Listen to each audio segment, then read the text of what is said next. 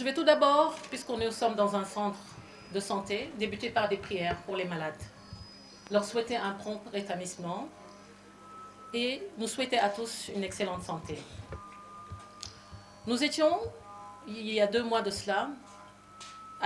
dans cette ville sainte de Tivaouane pour apporter notre secours, notre appui aux sinistrés des inondations. Aujourd'hui, nous sommes ici pour poursuivre dans cette même lancée à travers des actions pratiques, des actions utiles pour la population, en étroite collaboration avec le ministère de la Santé, qui est notre partenaire prioritaire, ici représenté par le docteur Camara. C'est donc avec un immense plaisir que je me tiens aujourd'hui devant vous pour remettre cette ambulance médicalisée ainsi qu'un lot de médicaments. L'ambulance spécialisée pour la gestion des premiers soins, complètement équipée pour pouvoir prendre en charge toutes les urgences, accompagnée d'un important lot de médicaments qui sera remis aussi au district sanitaire de Thiès et aussi à l'hôpital de Tivaouane. Et tout ça dans le cadre de la RSE, la responsabilité sociétale d'entreprise, qui occupe une place centrale dans la stratégie de la Sonatel, qui vise à garantir une égalité des chances, une équité territoriale et un développement durable aux côtés de l'État. Parce que, comme on l'a dit tout à l'heure, l'État ne peut pas tout faire. Ce geste n'est pas seulement un don, c'est un engagement envers une vie, envers la vie, je dirais. Ce symbole de notre solidarité entre dans le cadre d'une conviction qui nous est propre, que chaque individu, où qu'il soit, a droit à des soins rapides, dignes et accessibles. Permettez-moi de souligner que cette remise d'ambulance est le fruit d'un travail collectif, d'une vision partagée avec le ministère de la Santé et de l'Action sociale, et aussi des besoins pressants qui nous ont été remontés par la population. Dr Camara l'a bien précisé tout à l'heure. Ensemble, nous avons cru en l'idée d'un outil qui pourrait faire une différence cruciale dans la vie des populations. Cette ambulance permettra le transfert rapide des malades et sauver des vies.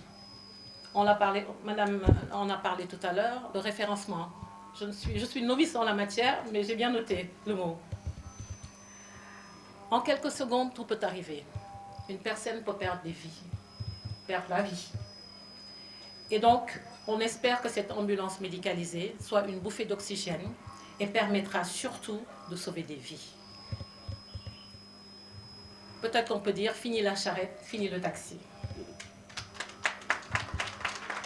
Nous espérons que le district en fera bon usage. Dr Camara l'a bien précisé tout à l'heure, nous sommes rassurés. Je tiens à exprimer toute ma confiance envers le personnel médical, les services d'urgence, pour leur professionnalisme et leur dévouement, qui transforment chaque jour des situations critiques en histoire de vie sauvée. Je suis sûre que cette ambulance est entre de bonnes mains. Au Sénégal, nous vivons dans une société où l'entraide et le soutien mutuel sont ancrés dans notre culture. Aujourd'hui, en remettant cette ambulance, nous envoyons un message clair. La santé et la vie sont des priorités absolues. J'espère que cette ambulance sera un outil utile pour cette communauté, un véritable pilier dans la gestion des urgences sanitaires. Enfin, je voudrais remercier toutes les personnes présentes ici aujourd'hui. Votre participation montre que vous êtes engagés dans la construction d'un avenir meilleur pour notre communauté. À tous les bénéficiaires de cet outil, sachez que vous avez notre soutien aujourd'hui et demain. Je vous souhaite de continuer à progresser dans vos efforts pour garantir à chaque individu le droit fondamental à la santé et aux soins d'urgence. Au personnel médical, je vous encourage à en prendre grand soin et à veiller qu'elle serve longtemps les objectifs pour lesquels elle a été conçue. Si vous permettez, je voudrais aussi remercier toute l'équipe de la Fondation Sonatel, toujours dévouée pour ces causes sociales. C'est avec une immense gratitude et une grande joie que je prends la parole aujourd'hui. au nom de l'ensemble du personnel du centre de santé El Hadj Massamba Sall de Tivaouane, pour remercier chaleureusement la Fondation Sonatel pour le don généreux de cette ambulance médicalisée qui représente bien plus qu'un simple véhicule. Votre geste est un symbole fort de solidarité et d'engagement pour la santé et le bien-être de notre communauté. Cette ambulance que vous nous offrez aujourd'hui est une réponse concrète à des besoins pressants sur le terrain. Elle permettra d'améliorer significativement la prise en charge des urgences, d'accélérer les interventions et surtout de sauver des vies. Dans notre travail quotidien, nous faisons face à des défis complexes et nous savons que chaque minute compte. Grâce à vous, nous pourrons désormais agir plus rapidement avec des moyens adaptés pour apporter des soins essentiels à ceux qui en ont le plus besoin, parfois dans des zones difficiles d'accès. Votre contribution est une preuve que l'entraide et la générosité ont un pouvoir immense. Ce don reflète également votre confiance en notre équipe et en notre mission. Sachez que nous ferons tout notre possible pour honorer cette confiance et pour utiliser cette ambulance de manière efficace et responsable, au service de nos patients et de notre communauté. Au nom de tous mes collègues et des personnes que nous avons le privilège de servir, je vous dis merci. Merci pour votre soutien. Merci pour cette action qui montre que,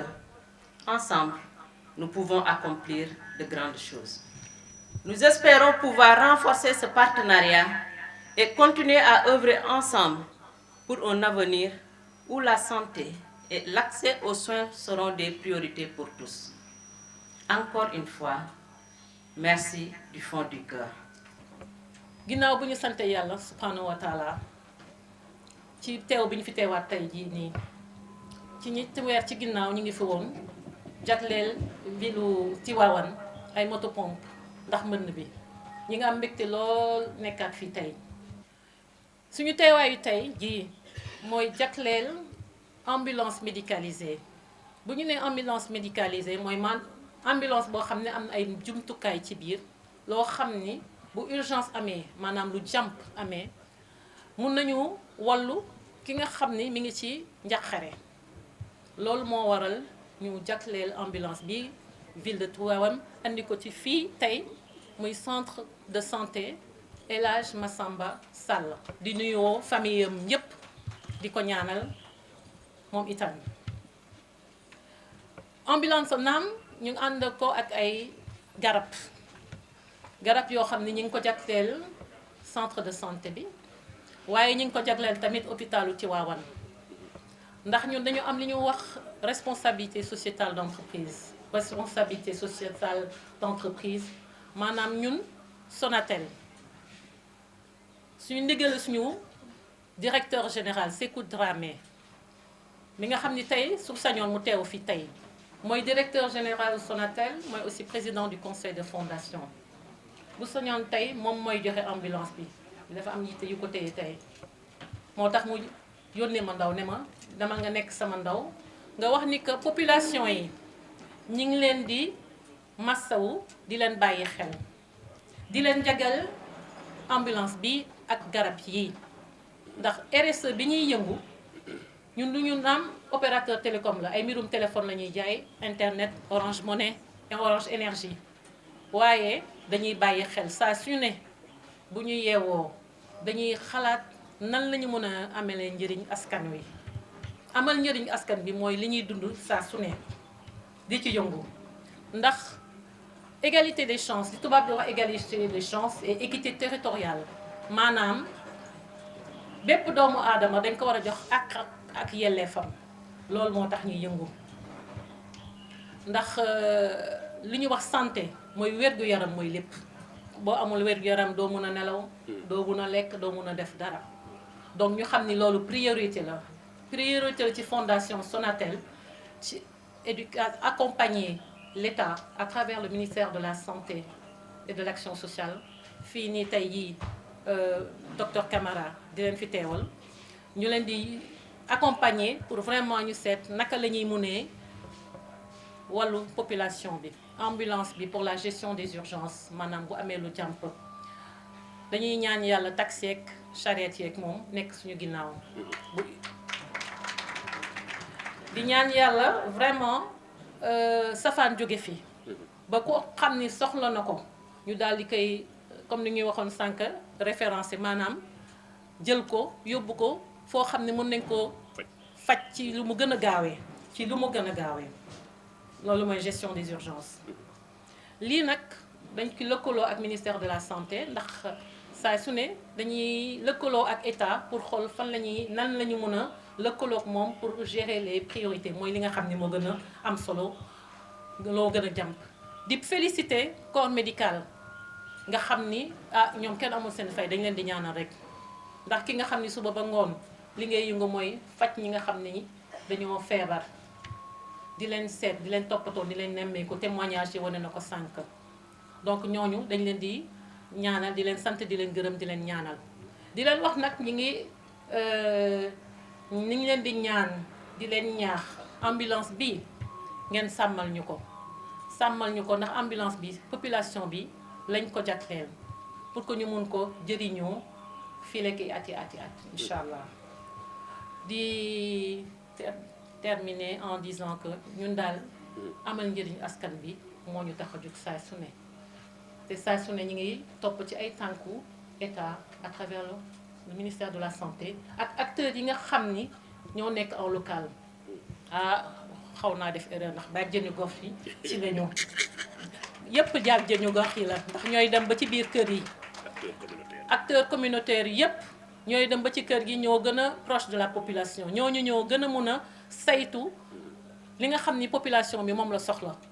ñuy di ci dox guddi di ci dox bëccëg ba li am tey donc ñoom tamit dañ leen di sant di leen gërëm di leen wax ngeen tàccu leen bu baax donc ñi ngi ñaan yàlla ñëpp am wér-gu-yaram ñi ngi ñaan yàlla ba kenn du manqué ambulance bi yàlla na barkeel yàlla na fi safaan jóge di leen sant di leen gërëm di leen ñaanal yàlla asalaamaaleykum wa rahmatulah wa barakatu di sant ñëpp di gërëm bu baax a baax madame l'administratrice générale de la fondation Sonatel madame Koura Sow mi fi teewal fondation bi mais aussi teewal fi directeur général de la Sonatel gërëm ko ci li ñu def muy li ñu indi tey jii jox ko hôpital bi mën naa ne jox nañ ko Tivaouane yëpp ndax liggéey bi muy def ci di wàllu nit ñi mais aussi di sauver ay bakkan loolu ñëpp ñoo ko bokk kon ñu ko ciy gërëm bu baax mais aussi di ko ci indil ngërëmu kilifa yi nga xamante ni ñoo ŋànk réew mi rawatina le ministre de la santé bi nga xamante ne bii moom la njiite réew mi dénk lépp lu jëm ci wàllu wér-gu-yaram donc loolu nekk lu am solo muy ndimbal loo xam ne aussi wax nañ ko sànq fekk na aussi ñu soxla ko fii bu baax a baax ndax ambulance moom mën naa ne du doy état lu mën di def aussi bien que état mu ngi def ay effort lu bari mais loolu du doy mukk tax na yu mel ni action yu mel nii Sonatel di ko def peut-être ñeneen di ko def en matière de RSE dañ koy encourager bu baax a baax kon madame l'administratrice ñu ngi lay gërëm di la yóbbante aussi nuyoo ci le directeur général de la Sonatel ci ne teewoon am na ci kontante di ñaan aussi que lu mel ni aussi ñu mën ko yaatal aussi ci département bi nga xamante ni bii am na ñaari district sanitaire benn mu ngi fii Tivaouane mais beneen bi aussi mu ngi Ngaye Mékhé te dafa am ay gox yu xaw a sori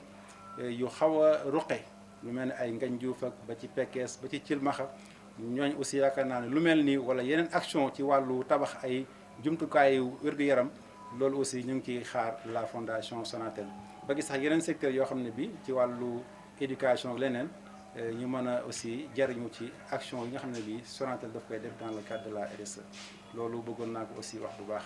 di wax ne rek sama xel dal na